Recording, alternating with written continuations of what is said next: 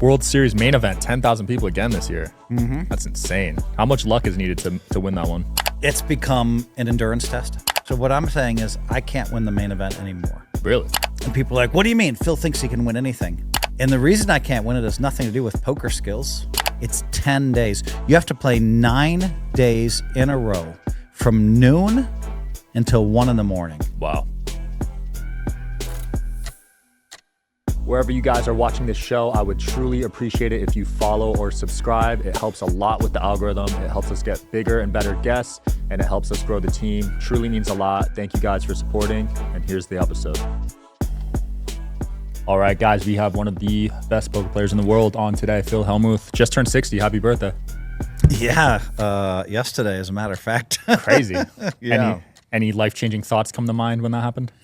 You know, I put something out that morning saying, hey, it would be amazing if I could win this $25,000 buy-in tournament on my birthday or maybe a couple hours after. And so it turns midnight, and I played I played great. And unfortunately, you know, sometimes the cards don't cooperate. And then I felt safe the whole time. And then all of a sudden, 18 get paid. And there's 19 left. I'm fighting to get paid. It's 52,000 for 18th, but nothing for 19th. And so at least I cashed. But it was you know, a bit frustrating. So, you know, the story is I cashed at 12:07 a.m. on my birthday. Then my wife flew in to surprise me anyway. She was going to fly in if I made it. And we went to dinner, and I tried to just run the bill up because it's my 60th. And I go to pay the bill, and they're like, that guy paid it. It just doesn't happen as much that people pick up my bill. In the old days, the restaurants would pick up my bill in the 2008, 2009, 2010, and rarely an individual. And so, you know, it's pretty cool. Wow, that is cool. And so, you know, it was just like, thank you. I did a video with him. But, I mean, it felt kind of auspicious, and then my wife and I went to play. We don't play casino games. She never plays. I dragged her over to play some baccarat. And I said, honey, I know you want to leave. Why don't you just give me 3 winners in a row? And she said, player, player, player. And I bet big. And so it felt like a bit of an auspicious birthday. One of the stocks, Rush Street Interactive, that I'm involved in, and, you know, made a nice move too. So wow, a lot of good things happening. Yeah, and I'm a dragon, so right. I mean, if you have a 60th birthday this year, then you're a dragon. So it's also the year of the dragon. So I was expecting more as far as like a better World Series of poker. Yeah, you didn't win a bracelet this year, right?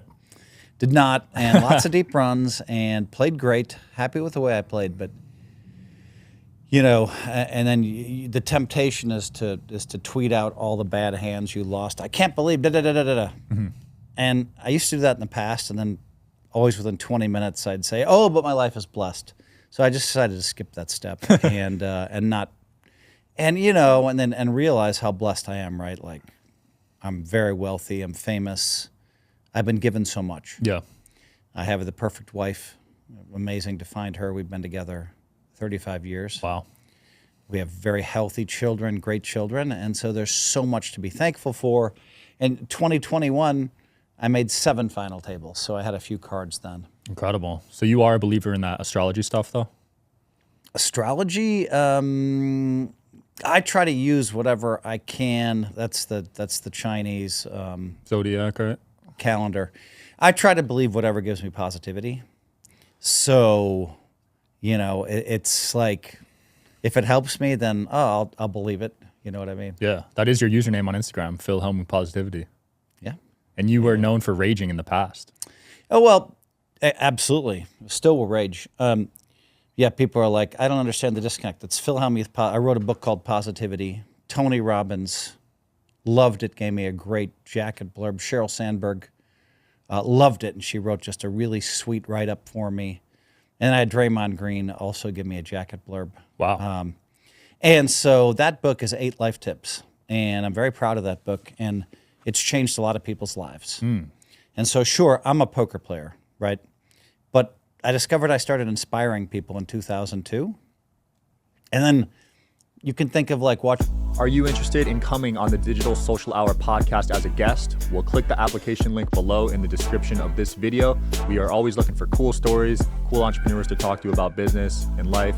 Click the application link below, and here's the episode, guys. Watching Tiger Woods hit shots that only he can hit. That's inspirational to people. Watching Michael Jordan do things only that he can do, like the defensive intensity, that he had and everything else. And I'm like, all right, I'm performing at the edge of human limits. I'm the greatest Hold'em player in the world by far in 04, 05. I think I still am. And so I'm making laydowns no one else could make. I'd have ace king, it would come ace 4-4, and I'd just fold it. And everybody's like, what? That's impossible. So it started like that, and then I always wanted to teach people the 8 life tips that I learned. And so, so I wrote a book, Positivity, and to have Tony Robbins tells people to buy my book is an advanced seminar. Yeah. It's crazy. That's the GOAT right there. He's telling people to buy my book, Tony Robbins, in his advanced seminars. And I'm just like, wow. So he believes in it too. And I think it's truth. I think of, I'll just segue to one thing and I'll let you ask some questions. I think of truth as being kind of an amorphous blob. I almost think of it as being green in color, like lime green. It's this blob, right? And Tony Robbins comes from this direction. And then, other really smart people that are motivating people come from this direction. I come from this direction. But it's all truth. So teaching the world truth and teaching the world to think bigger, to achieve more, to be greater. Yeah. And so, that's an important mission for me. Very important. You mentioned you still think you're the greatest at 60 years old now. Do you feel like as you've gotten older, you've gotten better? Because I know with chess players, they actually peak in their 20s. I didn't know if poker was a similar thing because there's a lot of mental in the game.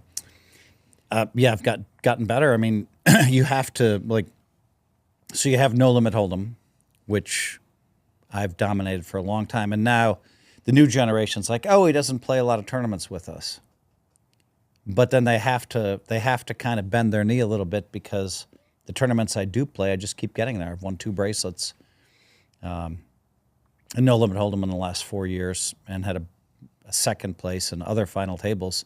And I'll even play as many No Limit tournaments. So that game I kind of mastered early. I was way ahead of the curve, just dominating for decades. Now some people have caught up with me, or at least I think they're close. And so people will say, oh, this guy's better than you. There's only 1 or 2 or 3 in the world that can say, this guy's better than you. Phil Ivey. No one says, no one's saying he's better. Ivey's better than me at Hold'em. Oh, really? Yeah. No, Ivey's an amazing player, don't misunderstand, but we're talking about Texas Hold'em. He doesn't have a bracelet yet in Hold'em. Got it. I have 16, right? 12 or 12 or 13 or 14 in Hold'em. So, but there's a couple players out there, Adrian Mateos and a couple of others, and everybody's, oh, he's better than you. But we don't get to play in the same tournaments very often. So I think if I went and played those tournaments, these Tritons and whatever, I think that I'd show these guys how good I am. But I'm trying to make $1 billion, right? So you have Phil Hellmuth, the poker player. And then you have, and the positivity stuff's important to me. I've also read a New York Times best-selling book. And then the business guy, right? So I think I'm about to sign my 27th advisory deals. Wow. So that means I advise 27 different companies. What does that look like? 10 hours per year. That's it? Yep. And they'll give me 2 or 3% of the company. But imagine it as a sheet of paper. Here's a sheet of paper. I'll connect you to these 8 people. No one can get to these 8 people. I'll connect to these 8 people, and the first conversation, I see their business so clearly, and I see the future with it clearly. I think I'm really good at that, and I'm like, have you thought of this? And sometimes on the first or second phone call, I've thought of things they haven't thought of, and they right away they're like, oh my God, Phil gets it, and I want him involved, and he has great energy, and he's fun to be with. And so I'll connect with these 8 people to help raise money. What does that really mean? I'll connect them to 24 people or 32 people. The 1 hour a month thing is meant to be, my power is at the beginning of these companies, right? When can I help? Can I help AT&T right now? Can I help IBM? Can I help Amazon? No. I mean, maybe I can wear their logo on television, but they have experts, Yeah. guiding the ship already. What I can help is I can help the young founders, and every one of them will tell you that I've been a great cheerleader for them too. So, cheerleading, connecting to celebrities, connecting. So I took on a deal recently called Nutcase Milk. Oh, I've seen that with Ninja, right? Yeah, and so she came to me, Joelle Wynand, and she's fantastic. We'd only hung out like 10 times lifetime, and she's like, "All right, I'm starting this company. I want you as an advisor." And I'm like, "That's cool." And her husband is, I just want to say, I'm not going to mention his name, but he's number 3 at Shopify. Wow. Yeah, so the people watching the show know Shopify. And so, I felt kind of honored. She came to me, and I said, "Okay, this is what I want to do. I'll help you. I'll connect you to all these people to raise money." My vision for the company is we hire Ninja to drink the product on stream. And then I reach out to Ninja and I connect them. And so that was my idea. That's worth 2% in my eyes for sure. Of course. So now Ninja has a big piece of the brand and he's promoting it. It's a great brand, Nutcase milk. It's cashew milk. And so that's one where I really helped a ton. Yeah. Did I earn my 2%? Yeah. Did I earn more than that? Just kidding, Joelle. But no, I feel great about that. And so these are the kind of things that I can do. Companies come to me and they say, "Hey, I'd like you to put me in touch with Chamath, polyhepatite, my best friend, or some of the Chicago billionaires, some of the New York billionaires." And it's crazy that I know all these people, right? All through poker, right? Yeah, when I signed this deal, I said, "Oh, well, I can put you in touch with, I know, I can, this is a coin, right? Karate Combat? Karate Combat is a coin. It's also a fight league, so the coin owns the league. Got it. So the poker players all love this one. They didn't like my last one as much. And so I told the founders, "Hey, Brian Armstrong, who started Coinbase, and Bill Lee, who's, Bill Lee was, maybe it was Bill Lee's idea to start Coinbase, and came on early. And then, so yeah, I have Brian, I can connect you to Brian Armstrong. I just gave the Winklevoss, I just gave Tyler and Cameron poker lessons. Wow. When I was in New York at their apartment. It was really fun. I like those guys a lot. And so I'm connected to all these people. They're on my speed dial. And so, is that helpful? Well, yeah, Brian Armstrong runs Coinbase. We want to get listed. Great. The Winklevoss brothers, of course, they have their own. Gemini. Correct. And so, not to mention all the other people I know. So that's why this deal came to me. And so I'm having a lot of fun, I have to say. And now, you're catching me where I have just spent 7 weeks thinking about nothing but poker. Now, I've had some of my founders fly in the last week or two, and I've tried to make time for them. But it's been really intense. Now, I just busted 4 hours ago from my last tournament. So, I'm kind of now switching back into business mode, taking a look at a lot of different stuff. And that transition's fun, but that's a fun life for me. Yeah, that is cool. And I can make $1 billion advising companies, making investments in companies. I can't make $1 billion in poker. It's very capped. What can you make? $2 million, $3 million a year? So, it's just fun for me. And I don't know, I'm also a guy that, guards his time very, very, very, I'm very guarded. You have to be at your level. I let myself sleep in every single day of my You life. texted me you don't wake up until what, 2? Yeah, a lot of days I don't wake up until noon. That's crazy. I like that. And so for me, sleeping in is super important. And to longevity, I just turned 60. I know I don't look anywhere near 60. And so, but it's fun for me to help the founders see energy that they have, And I invest in founders, not their ideas, right? I mean, if their idea sucks, I'm not going to do it. But I'm about to meet with a new founder who's doing Fast Break AI. It's a really cool company. And I was talking to him the other day, and he just blew me away with what he was saying. And I'm like, oh, my God, And so these and he really seemed to like me. he had a theory about, he had a thesis about, stock market bubbles are pretty accurate.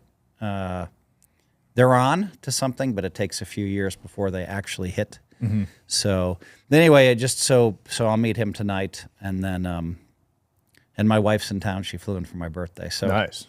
And then tomorrow, crazily enough, I really wanted to go visit some friends in Montana, and I said I'm not going to reach out to them until I'm done with the tournaments. I woke up and they texted me today, and so they're playing Leaves at Noon tomorrow.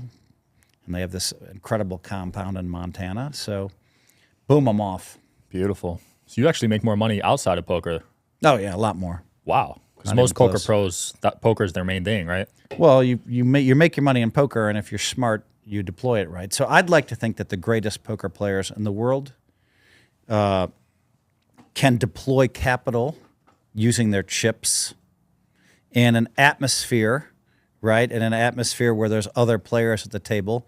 So that could be, you could imagine those other players are opportunities or companies or whatever. I think that the greatest poker players in the world, I've had this thesis since the 1990s, the greatest poker players in the world can all become billionaires. Because if you can manage yourself and your money at that table and the strategies of the game, you should be able to do it off the table. Wow. So I went public with this thesis in the 1990s, and then a bunch of poker players did almost become billionaires with full tilt. Really? Has anyone done it yet? Well, okay, yeah, sure. Susquehanna. I'm sure you've heard of Susquehanna. Susquehanna. No, I haven't. Susquehanna is this massive company. It was 3 professional poker players that all quit right before I came into poker. Wow. They said it's capped. And now they're billionaires. I think one of them is worth $35 billion. Damn. Professional poker players that said, oh man, life's too easy. Well, why should we grind here playing poker? And they went out and did it. So look up Susquehanna, the people at home. A lot of people know what that company is. But those are 3 guys that they became billionaires. It is a grind. It seems like a very stressful lifestyle to be a poker player. Yeah, I mean, you really have to, like, just imagine that you are having a bad day and you're off. Mm-hmm. In my profession, a professional poker player, you can lose all of your money in one day. Jeez. And this happens until you have millions of dollars. Even when you have like $2 million, we've had guys that lost their whole $2 million in one day. Yeah. What? Well, maybe they get drunk. Maybe they're on drugs. Maybe they're just on life tilt. We've seen some crazy things happen in this world. And so the first thing you have to do when you're a professional poker player is look inside you and understand yourself. What are my strengths? What are my weaknesses? What do I have to protect against? Mm-hmm. And so right away, professional poker players are very intuitive. They really understand themselves well, the greatest ones. I know my strengths, my weaknesses. I know it all like the back of my hand because literally for 15 years, I could lose all of my money in one day. And so you learn what's a good idea, what's a bad idea, what to avoid, you know what I mean? Did that ever happen to you where you lost everything? I was very close. Wow. I was very close. It was probably 1995. So early on. Well, it wasn't that early. I already had a wife and kids. And we had just moved to Palo Alto and Northern California. And we had sold our house in Madison, and they sent the check to me in Vegas. Mm-hmm. And I was super tired and super on tilt and wasn't paying attention. I started playing in a high stakes game, and I'm like, oh, well, I can use some of the house money, right? Whatever. It's not a big thing. And so Bobby Waldwin said, is this check good for $160,000? I said, yeah. Well, my word was good enough, so he passed me $160,000. I think I was down to $15,000. Wow. Yeah, it might have been $12K, but and we're playing $1,000, $2,000. Gee, and back then that's crazy. And I'm just one, one like. Yeah, that's like 5 big blinds. I'm almost gone. Crazy. I'm almost gone, and I'm down 220,000 or whatever, and it's almost like something woke up in me, But I don't care if something wakes up in you. You could still go broke, but something woke up. It's like I don't even understand it, but something woke up deep inside me and said, my God, and just boom, I just went on a massive run. And I called my wife, and I had a cell phone in 1989 when they first came out. And I sent that check home immediately and said, all right, you got away with it. This is your one time. You got away with it. Something saved you, the atmosphere, your own whatever. Something powerful emerged, and you were saved. Never do this again. And I never did it again. Never got close to risking all my money again. Started getting staked by people. People criticized me. For getting staked? Yeah, I was the first player that was worth $1 million, poker player that was getting staked. You just felt like it was less risky to do that? What was the mindset behind that? I had 1.3 million, I figured was my net worth. And I said, if you get down to $1 million, you're getting staked. Because, like, if you lose all your money, now you have to play in a small stakes game. Now you have to, it's hard, right? You lose all your money. Now who you got to borrow from somebody? And so I'm like, that, I'm just going to short circuit that. When I hit $1 million, that's my broke line. So I'll get staked. And I got staked. And I remember Ted Forrest staked me. And, he got probably 170,000 loser at one point. Damn. And my agreement was he was going to send me 10,000 a month. Maybe he was sending me 8,000 a month to pay my bills, or 10,000 a month. And it was a pretty intense. And but I also spent a lot of time at home, because once you're 300,000 loser, you don't really want to go try to grind out 10,000. Right. And then boom, one World Series of Poker, 01, I won 3 bracelets or 2 bracelets, and cash for 500,000, got him out. Wow. And I'd learned a lot of lessons during that 2 or 3 years that he staked me, and said, okay, but I was still worth $1 million. I wasn't going to lose my house. I wasn't going to have to go play a small stakes game. I could do what I wanted to do. Yeah. And so I thought I was pretty proud of myself. In fact, when we hit the $1 million line, I remember I was with my wife in San Francisco. We had a few drinks at this really nice hotel, an hour from our house, but we decided to stay there for a break. And I started going, yes! And she said, why are you celebrating? And I said, well, because we hit the $1 million mark and I'm going to get staked. And she said, that's nothing to celebrate. I said, I'm not celebrating the fact we went to $1 million. I'm celebrating the fact that I'm going to get staked, and it's going to make our lives easy the rest of our lives. And she didn't understand it at the time. She gets it now. I love that. Yeah, you've always been good with your risk mitigation. I've seen some criticism about you where you don't play the high roller events, like the super high buy-ins, but I never understood that. Yeah, that's funny, because they're like, oh, Phil's afraid to play with us. Yeah. Not afraid of these guys. None of them. None of them. Not even a little bit. But do I want to go to Philippines? Do I want to raise $700,000? Go to Philippines and play tournaments? What for? What am I trying to do? Let's just say that I think that I'm as big a favorite as anybody in the world in those things.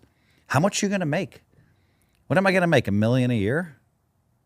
1.3 million a year? So I go play the high rollers in the Philippines, and I go play the high rollers in the Caribbean, and I go play the high rollers in Monaco, and I go, you know what I mean? And say I'm a favorite to make 1.8 million a year.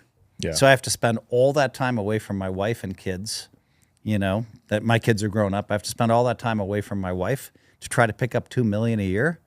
And you people think I'm afraid of you? I'm not afraid, not even a little bit, Why don't they have those events in the U.S.? Is that like a law or something?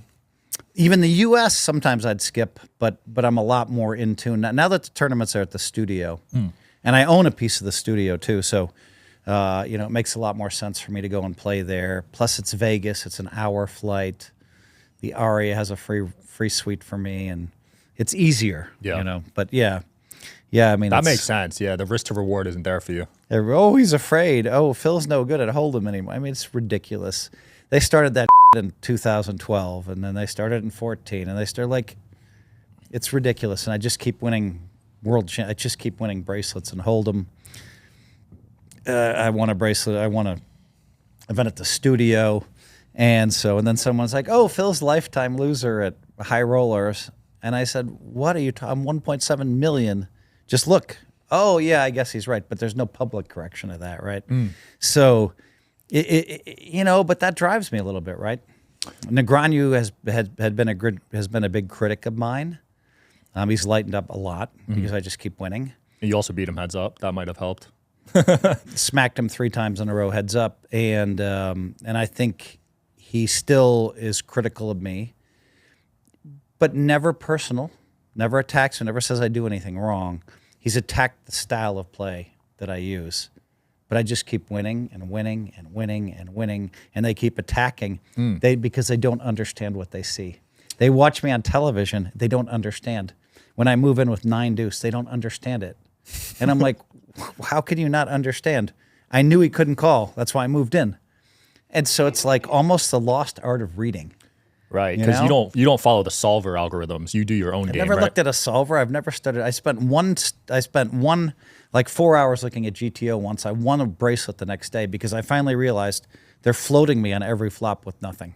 And so then I just bombed every flop and bombed every turn and bombed every river, and I had a bracelet. Wow. And so, I mean, if that's what they're doing. It took me a while to figure that out. So yeah, I love my life. I'm also, I have really good friends in Palo Alto. Chmas, my best friend, and if he ever moved from California, I guess I'd have to try to drag one of my his wife podcast away. hosts just tweeted out he's moving. Did you see that? Jason Kalkanis, yeah, he told us a week ago that he's moved to Austin area. Yeah, I don't know why, but that got a lot of traction on Twitter, I believe. A lot of people are moving out of Cali, right? Yeah, and I was hoping Jason wouldn't move. He's a good guy, and he attacks me more in person than anybody I know. Really? Oh yeah, at the tables. But you grow to realize the guy has a good heart, and I'm gonna miss him. Yeah. And so he's like, "Oh, I'll be back a lot." I mean, it's a weekly poker game, and it's just so much fun. And we've lost some of the people. Our Damn. Bill Gurley moved to Austin as well. Yeah, Austin's nice. I just got back from Austin. A lot of podcasters out there, business people. My guy Bill Lee moved to Austin. Elon is down there a lot now. Elon, Rogan, Bill's out there, right? The poker player, billionaire guy. I forget his last name. Although I think he's half Houston, maybe. Yeah. Shout out to Austin. There's a good. Doesn't Doug Polk have his thing out there too? He does. Lodge. He does. Yeah. He's And crushing my it. friend built a beautiful poker room down there right on Lake Austin. Mm. I still haven't played in his place. I have to go to South by Southwest next year Yeah, that'll be for fun. some reason, so I'll see those guys. Do you like cash games more than tournaments, or? No, I love tournaments. I love World Series of Poker tournaments. Mm-hmm. That's where I come in. That's where if you want to criticize me on my World Series of Poker record, but no one can. That's where it's important to come in and win bracelets. World Poker Tour is important too, but it's still harder for me to you fly all the way to Connecticut to play one World Poker Tour tournament. And you bust out, and now it's 5 p.m. and you can't get a flight. You can't get a flight from the East Coast. There's no flights until the morning. Dang. So you're like, oh my God, anywhere I go, it's 6 p.m. I can't get out of here. You're stuck in Connecticut. Or New York, or wherever the tournament is on the East Coast. Fly out, and Florida's such a long flight. And so, I miss a lot of World Poker Tours. I played a lot less than all the other guys that are going after WPT titles. Do you think any current players can catch up to your 17 World Series bracelets? Listen, Phil Ivey won his 11th.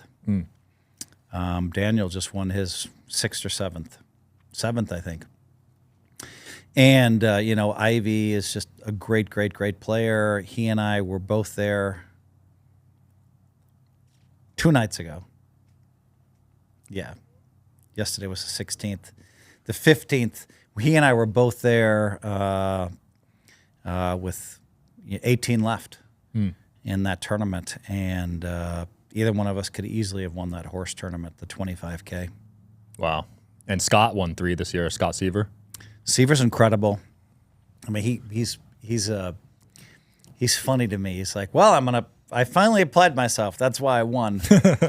And then I'm like, all right, Scott, we'll see. We'll see next year playing the same way. If I don't care how good you are, you need cards. Yeah. Right. And so, so give Seaver credit. He's one of the best players in the world. But, going public with a statement, I text him and I'm like, okay, well, You're winning just because you're applying yourself. Let's see what it looks like next year. Yeah, buddy. he's been going off on his Twitter lately. It's been funny to watch. Yeah. World Series main event, 10,000 people again this year. That's insane. How much luck is needed to win that one? It's become an endurance test. And so I hate to say it, and my sister's like, I read this, you said this, and it's so negative. And I said, well, that's not really what I meant. So what I'm saying is I can't win the main event anymore. Really? And people are like, what do you mean? Phil thinks he can win anything. And the reason I can't win it has nothing to do with poker skills. I can win any tournament on the planet, but it's 10 days. You have to play 9 days in a row from noon until 1 in the morning. Wow. So I'm not an endurance guy, right? We said earlier, know thyself, right? Know thy strengths and weaknesses. I've been gifted with this ability to play all these games basically at a world-class, higher than world-class level. I've been given this great gift of seeing what to do.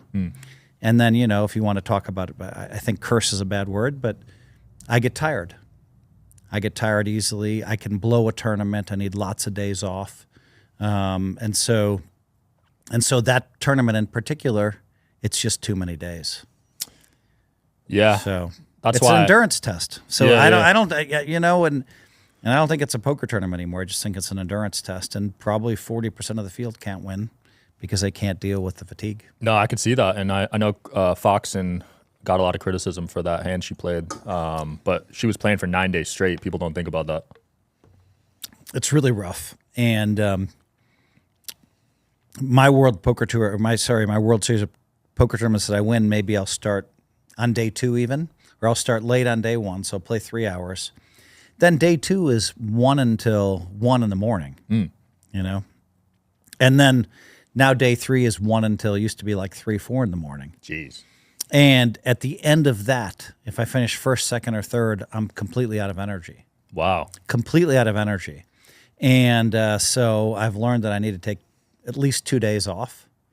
And you know, and so yeah, that's my weakness, and I think a lot of people suffer that same weakness. Yeah, that's why my first question to you was, do you feel like you've lost a step, or do you feel like you're still getting better? Because I feel like with age, that's something to keep in mind. Right? Well, I mean, if you want to, is my endurance the same as it was? Probably not, but I always had an endurance issue. But you have to understand, in 2021, all of a sudden I mastered 2 more games. So we can continue to learn, right? Why can't we learn? And so in these mixed games, you know, I'm very lucky that the best player in the world of a specific game and another specific game gave me advice. Wow. And all of a sudden I'm like, pot limit Omaha, boom. All of a sudden could never get there, and all of a sudden I'm just there all the time. Triple draw, boom, you know. And so, you know, this advice came from, you know, someone who's just happens to be the best in the world at these games. And then all of a sudden the light is turned on, right? And so what you find is people improve at poker, they improve in poker, they improve at poker. And so the game becomes a little bit tougher all the time. But yeah, no, I've just gotten better. So boom, 2021, when I'm 57 years old, all of a sudden I mastered 2 more games. So I have all that. So I mean, like, this is a game where you can continue to get. This isn't chess, you know. This is a game where, you know, where you have to master 9 different games or 8 different games, and if you can play them all at a world-class level, you're going to win a lot of bracelets. I love it. You're also good at heads up. You planning any heads up matches anytime soon? No, not really. There were some challenges out there. One guy in particular was a little loud, but no. Which guy? Oh, let's not talk about that. Oh, God. Okay. Can't give everybody a platform. I feel that. Yeah, a lot of people call you out. You're very controversial, right? Not that many people have called me out for heads up. It's been kind of quiet since I won the first 3 matches against Antonio and the first 3 against Daniel. You know, I think that shocked a lot of people. It shocked people, which is funny to me. No, I think it did. Antonio's like, I'm a 4-1 favorite. And I said, he has no idea what's going to happen here. I'm a 4-1 favorite. I was laughing on the inside. He's saying it. And he came back and he said, now I'm a 2-1 favorite. And I was laughing. And the last one, he said, well, I'm a 3-2 favorite. I was laughing. People don't understand what I do, you know? All of my reading, when I'm playing somebody heads up, all of my reading abilities focused on that one person. And if I can understand that they're weak or they're strong 30 times, and these matches, we're playing 30 hands an hour, we're playing 6 hours, 180 hands. If I can just 30 times know if they're weak or strong and make a decision based on that, I have a huge edge. And so the reality is in some of these matches, I might be 4 or 5-1 favorite, but no one believes that. They all think everybody's 3-2 this, 3-2 that. Maybe I opened a few eyes when I crushed everybody. Yeah. Next one you play, I'll bet on you, man. It was funny to me though. These guys saying I'm a big favorite. I'm like, that's okay. crazy. So that means you're better in person, right? Online, you're not able to read people. Oh yeah, much better in person. That makes sense. So that's your skill. It's kind of an old school skill to have, right? I mean, it's an any school skill to have, being great at reading people. It turns out that in poker around 01, poker was, I'm going to say dying, it was heading down a little bit. I remember 2001 at the Bicycle Casino, or 2000, one of those years, and we only had like 35 players for the main event. Wow. And I was just like, man, this isn't good. And the best players in the world were great at reading people. There were like 4 or 5 of us that were great at it. And then, boom, the next year, the World Poker Tour. So now, and it was like maybe a 5K buy-in. Now the World Poker Tour comes into town. I walk in, there's 4 news trucks in the parking lot. Ben Affleck is playing. All these superstars are playing, right? And it's like 700 people. So we went from like 35 or 40 at 5K to 700. Damn, what caused that? The World Poker Tour. Just because they launched, that's it? No, but what happened was people could understand how easy Hold'em is. It's a game that takes 5 minutes to learn, a lifetime to master. When there's no hole card showing, people are confused. They don't. Now they see the hole cards. Everybody at home's like, oh, this is an easy game. It's a simple game. Call, fold, fold, fold. They're screaming at their televisions, you know? Right. And so all of a sudden the whole world said, oh my God, this is an easy game. It's fun. There's great characters. And I just remember, you know, they said Sports Illustrated needs 5 minutes. And I said, no. And I said, what am I saying? Because I'm used to saying no to the press on these big days. And I'm like, yeah, Sports Illustrated gets 5 minutes. You know, they were a big deal back then with the magazines, Sports Illustrated. Yeah, Sports Illustrated was my favorite magazine. They just went out of business though, right? I don't know, but that magazine I read religiously through the 80s and 90s. Loved it. I used to love that as a kid. Yeah. So poker, the World Poker Tour super boosted it. Seeing the whole card camera is what changed everything.